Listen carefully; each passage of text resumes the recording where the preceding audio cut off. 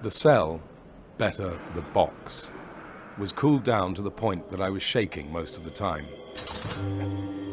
For the next 70 days, I wouldn't know the sweetness of sleeping.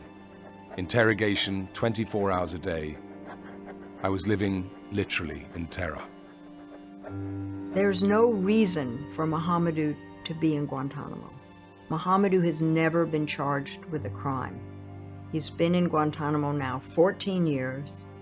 It's not that they haven't found the evidence against him. There isn't any evidence against him. Mohamedou started writing in 2005. He had prepared 90 pages in a notebook that the guards had given him. That was the beginning of this manuscript. For a number of years, his attorneys conduct litigation and negotiations to get that manuscript declassified. Mohamedou is somewhat of a modern Renaissance man. He is from the country of Mauritania. He's from a very poor family, but he won a scholarship to study in Germany as a very young man. Mohamedou had joined al-Qaeda in the early 1990s. Like many young men, he had gone to Afghanistan as a student to join the fight against the communist government of Afghanistan. And to join the fight, you had to train at an al-Qaeda camp, and he had trained and he had sworn loyalty to them. But as he's said repeatedly, he broke all ties after the communist government collapsed and the various Mujahideen factions started shooting each other. Mohamedou essentially said, "I'm out." Mohamedou was at his mother's house in November of 2001, and he gets a call from the police to come and be interviewed. And he literally, I'm sure, told his mother, "I'll be right back." And he disappeared, and his family has never seen him again to this day. There's a missing piece to the 9/11 Commission report's puzzle, something that has not been brought up by the 9/11 Truth Movement. Why would they? They don't even believe that anybody hijacked any planes, much less have Arab components to the puzzle. The missing piece starts with a detainee that has been released in the last 5 years. His name is Mohamedou Ould Slahi.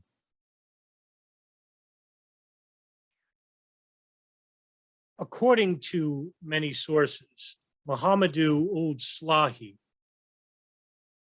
was considered a high-value al-Qaeda detainee, somebody who met members of the Hamburg Cell, like Mohammed Atta, Marwan al-Shibh, and Ziya Jarrah in Germany, and persuaded them to entertain the war in Afghanistan rather than in Chechnya.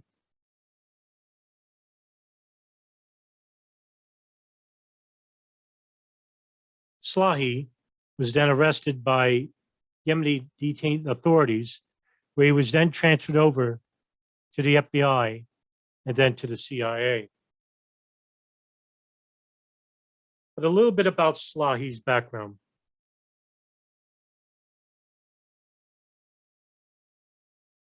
Slahi himself received a scholarship from the Karl Duisberg Society to study in West Germany, where he earned an electrical engineering degree from the University of Duisburg.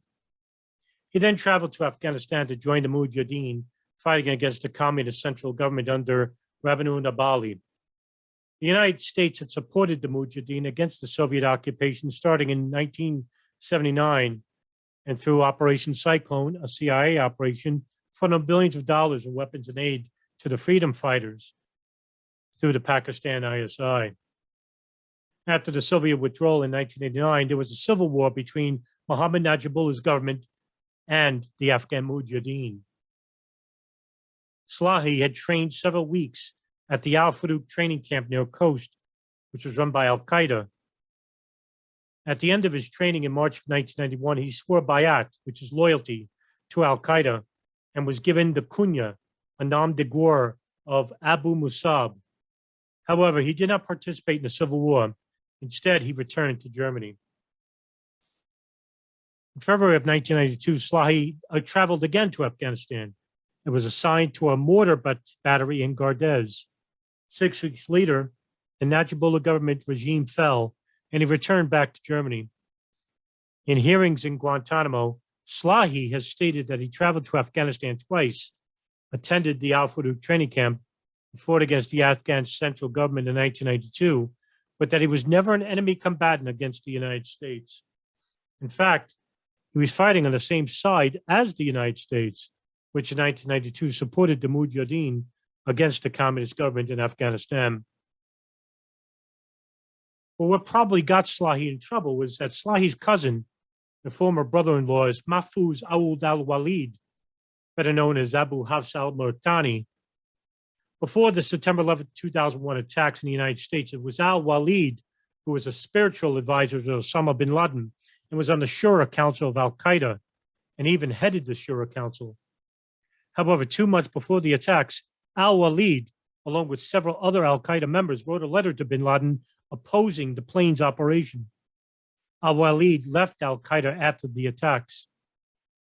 While al-Walid was in the Sudan, where al-Qaeda was based in the mid-1990s, he twice asked Mohamedou Ould Slahi to help him get money to his family in Mauritania, about $4,000 in December of 1997 and another $4,000 in December of 1998.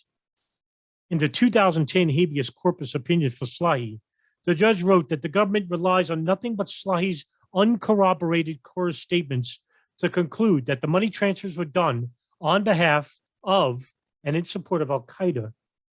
In 1998, Slahi was heard by U.S. intelligence talking to al-Walid on a satellite phone traced to bin Laden. This was the NSA. The 9/11 Commission report, based on the interrogations of Ramzi bin al-Shibh, claimed that in 1999, Slahi advised 3 members of the Hamburg Cell to travel to Afghanistan to obtain training before waging jihad in Chechnya. However, the federal district court in 2010 that reviewed Slahi's case found that Slahi provided lodging for 3 men for 1 night at his home in Germany in November of 1999, and that one of them was Ramzi bin al-Shibh, that there was discussion of jihad in Afghanistan. Besides Ramzi bin al-Shibh, Mr. Slahi's 2 other house guests were future September 11th hijackers. Slahi claimed that it was merely a matter of hospitality to fellow Muslims.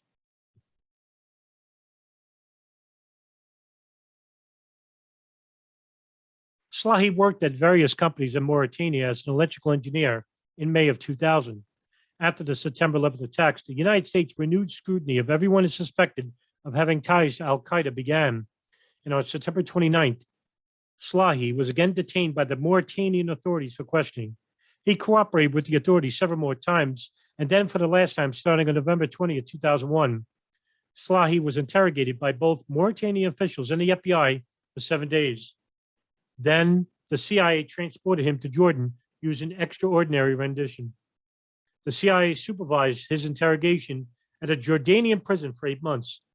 Slahi claims he was tortured and forced to confess to involvement with the Millenium Plot of 2000. And on July 19, 2002, the CIA transported Slahi to Bagram Air Force Base in Afghanistan, where he was transferred to military custody and held at the detention facility. The U.S. military flew Slahi to Guantanamo Bay detention camp on August 4th, 2002.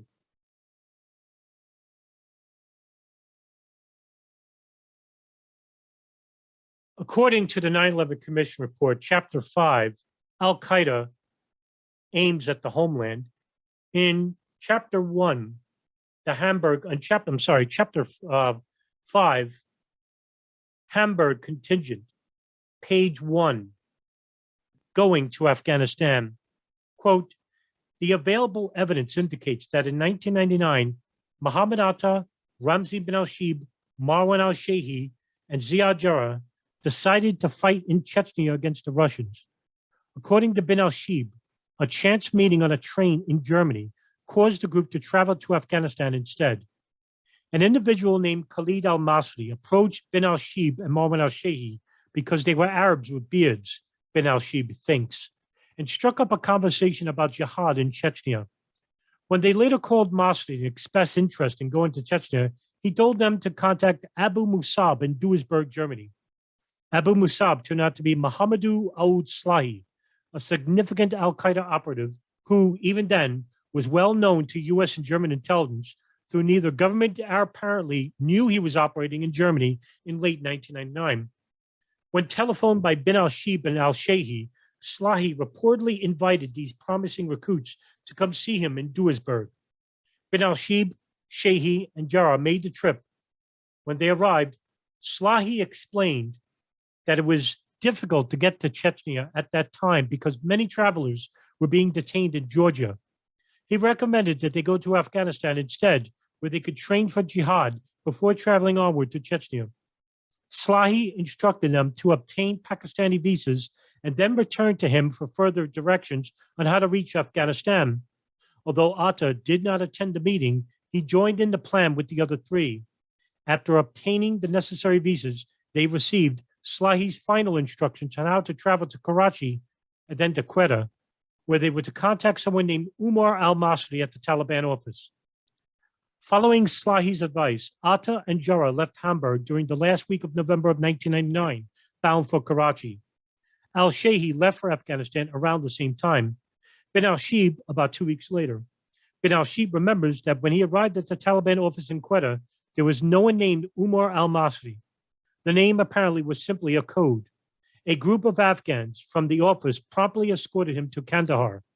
There, bin al-Shibh rejoined Atta and Jarrah, who said they already had pledged loyalty to bin Laden and urged them to do the same. End quote. The problem is none of what I just read from the 9/11 Commission report even happened. Andy Worthington wrote in an article on his website on April 21st, 2010, the headliner, Mohamedou Ould Slahi, How a Judge Demolished the U.S. Government's al-Qaeda Claims, in which he said that 8 months in Jordan, he was flown to Guantanamo, where he was subjected to another round of torture between June and September of 2003. After which he became so compliant that, as the Washington Post reported last month, he had come to be regarded as the authorities' the most significant informant ever to be held at Guantanamo, living in his own equipped cell, where he has a television and well-stocked refrigerator and access to a garden. Despite the torture and the well-known fact that in May of 2004, Lieutenant Colonel Stuart Crouch of the Marine Corps, who had been assigned to his case as a prosecutor the year before, resigned rather than pursuing the case, stating that in addition to legal reasons, he was morally opposed to the interrogation techniques used on Slahi. The Obama administration, and specifically the Justice Department, was confident that it had a case. But that wasn't the case, was it? In Rasool versus Bush of 2004, the United States Supreme Court ruled that detainees at Guantanamo Bay detention camp had the right of habeas corpus to challenge their detention. Mohamedou Ould Slahi had a habeas petition submitted on his behalf. In response, the Department of Defense published 27 pages of unclassified documents from his Combatant Status Review Tribunal on July 14, 2005. The Military Commissions Act of 2006 mandated that Guantanamo detainees were no longer entitled access to the U.S. federal courts, so all pending habeas corpus petitions were stayed. However, in June of 2008, the Supreme Court ruled in Boudamine versus Bush that the Military Commissions Act of 2006 could not remove detainees' right to habeas and access to the federal court systems. All previous habeas petitions were eligible to be reinstated. After review of the case, U.S. District Judge James Robertson granted the writ of habeas corpus and ordered Slahi's release on March 22, 2010. Robertson's ruling was criticized by several Republican Party politicians. Slahi was the 34th detainee whose release was ordered by a federal district court judge reviewing government materials associated with his habeas petition. The unclassified decision was filed on April 9, 2010. Referring to the government's charge that Slahi gave purposeful and material support to al-Qaeda, Judge Robertson wrote, Slahi may very well have been an al-Qaeda sympathizer, and the evidence does show that he provided some support to al-Qaeda or to people he knew to be al-Qaeda. Such support was sporadic. However, at the time of his capture, non-existent. In any event, that what the standard approved in Bin Baha'i actually covers is those who purposely and materially support such forces in hostilities against the U.S. coalition partners. The evidence in this record cannot possibly be stretched far enough to fit that test. Judge Robinson addressed the other government allegation that Slahi was part of al-Qaeda at the time of his capture. He said the law was not clear in this instance. Neither al-Baha'i nor any other case provides a bright line test for determining who was and who was not part of al-Qaeda at the time of capture. The decision, in other words, depends on the sufficiency of the evidence. The question of when a detainee must have been a part of al-Qaeda to be detainable is at the center of the case, because it is clear that Slahi was at one point sworn al-Qaeda member. The government had to adduce evidence, which is different from intelligence, showing that it was more likely than not that Slahi was part of al-Qaeda. To do so, it had to show that the support Slahi undoubtedly did provide from time to time was provided within al-Qaeda's command structure. The government had not done so.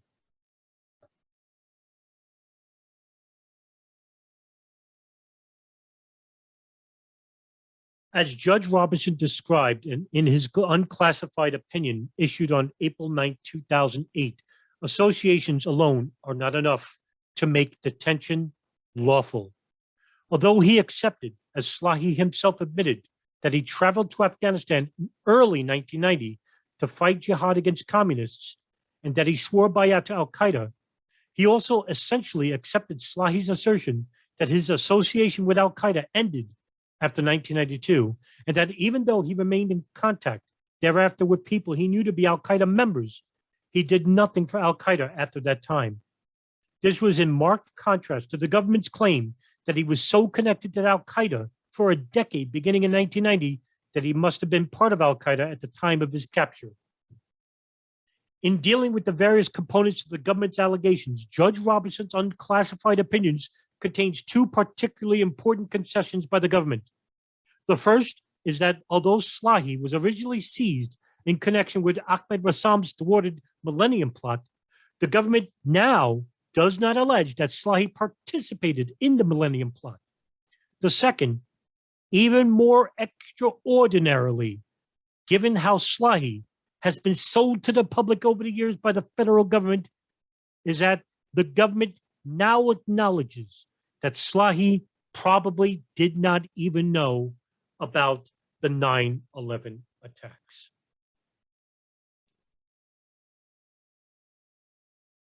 Even though he was held without charge, not a single charge of being a facilitator for al-Qaeda or being involved with the Millennium Plot or being involved with the 9/11 operation, the Department of Justice appealed the decision. Oral arguments were heard on September 17, 2010 by a 3-judge panel for the United States Court of Appeals for the District of Columbia Circuit. In oral arguments, Judge David S. Tatel questioned whether swearing bayat in 1991 is evidence of actions a decade and more later against the United States. He noted, when Slahi swore bayat, the United States and al-Qaeda had a common goal. Both the United States and al-Qaeda were opposing a communist government of Afghanistan.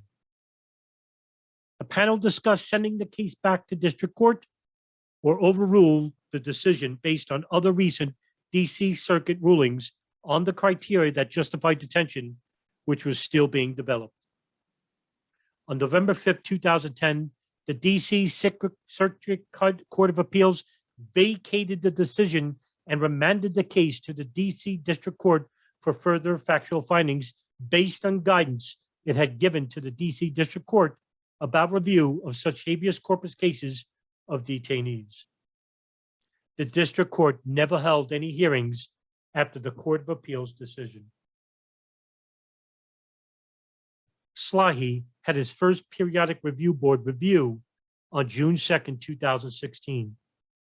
A month later, the board recommended that Slahi be released. And on October 17, 2016, Slahi was freed and returned to Mauritania after being detained without charge for over 14 years, thanks to his lawyer, Nancy Hollander, and those who worked on behalf of Slahi to get him released.